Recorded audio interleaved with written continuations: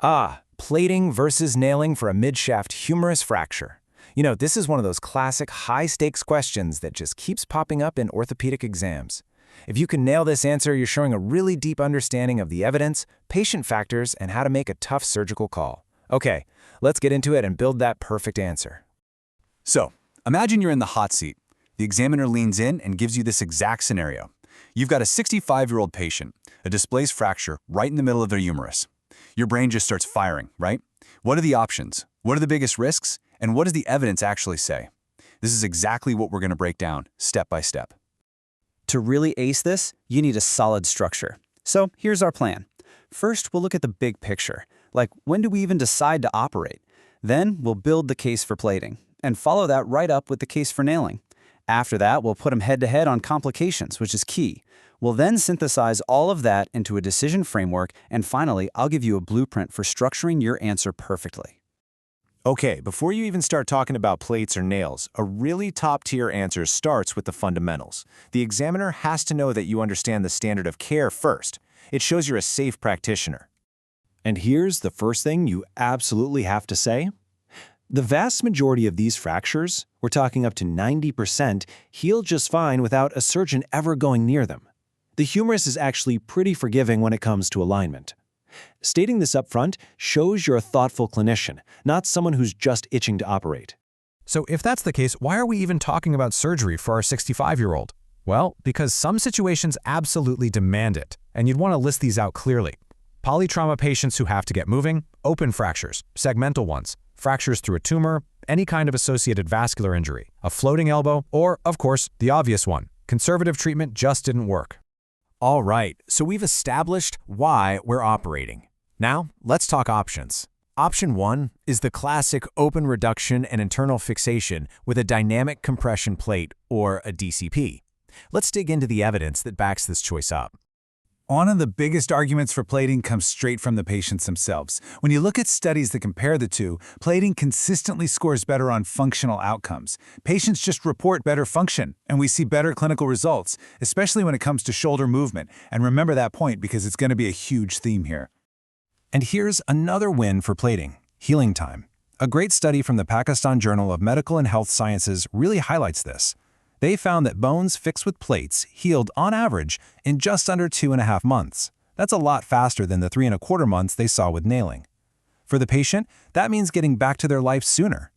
And if you want to visualize just how good those functional outcomes are, check this out. That same study found that with plating, a massive 80% of patients got an excellent result. Another 13% got a good result. And get this, there were 0 poor results in the plating group. That's a really powerful argument for why plating is often seen as the gold standard. But hang on, it's not an open and shut case. Let's flip the coin and talk about the intramedullary nail. Nailing has its own very distinct advantages that can make it absolutely the right choice in certain situations. Okay, what's the headline advantage for nailing? It's fast. On average, a nailing procedure is about 45 minutes shorter than plating. Now, think about a frail, elderly patient, or a polytrauma patient who needs a bunch of other surgeries. In those cases, cutting down on anesthesia time is a massive clinical benefit. And from a biological standpoint, nailing is pretty slick. It's minimally invasive, and it's a load-sharing device. That means smaller incisions, and, this is crucial, less disruption to that periosteal blood supply, that sleeve of tissue that's so vital for bone healing. In theory, you're preserving the very biology the bone needs to heal well.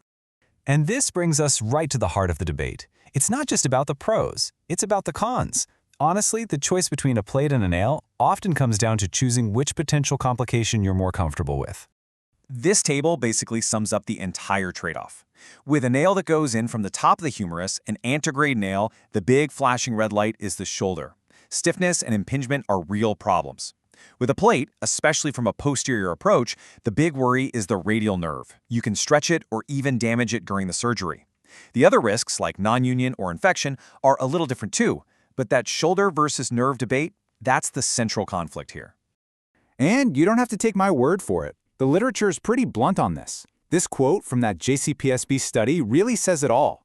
For older patients, violating that rotator cuff to get the nail in can cause long-term shoulder problems that are honestly worse than the original fracture. I mean, just look at this data from that same study. It's absolutely striking. In their group of patients, 11 people who got a nail developed severe or moderate shoulder dysfunction, and in the plating group, only 1. That is a massive, massive difference, and it just perfectly illustrates the #1 drawback of antegrade nailing. And it gets even more compelling when you break that data down by age. For patients over 50 who got a nail, 8 of them had significant shoulder issues. For those under 50, only 3 did. So this isn't just some random risk, it's a risk that gets much, much bigger with age. And for our 65-year-old patient in the Viva, that is a critical point to make. So we have all this evidence. That's great. But how do we actually apply it to our patient? This is the part of the answer where you go from just reciting facts to showing real clinical judgment. You should lay out a really clear framework. First, assess the patient. How old are they? What's their bone quality like? What do they need to do with their arm every day? Second, assess the fracture itself. Is it a simple break or is it a million pieces? And third, you explicitly weigh the risks. You talk about that shoulder versus nerve trade-off, backed up by the evidence we just discussed. Okay, we've covered all the pieces of the puzzle. Now, let's put it all together into that perfect, structured answer that's going to seriously impress any examiner. Here it is, your Viva blueprint. Start safe by mentioning conservative management. Then list the clear reasons for surgery. Introduce your 2 main options, plating and nailing. Give a balanced, evidence-based pro and con list for each one. Then you've got to zero in on that key trade-off, shoulder dysfunction with the nail versus radial nerve palsy with the plate. And to really stick the landing, you conclude with a specific recommendation for this 65-year-old patient justifying your choice. And for this patient, the evidence points very strongly towards plating to avoid that high risk of shoulder problems. And that really leaves us with the critical question that's underneath this whole debate. When you're sitting across from your patient, what conversation are you more prepared to have? Explaining a high probability of a stiff, painful shoulder, or explaining a small but very real risk of a nerve injury that's often temporary? That, at the end of the day, is the decision you have to make.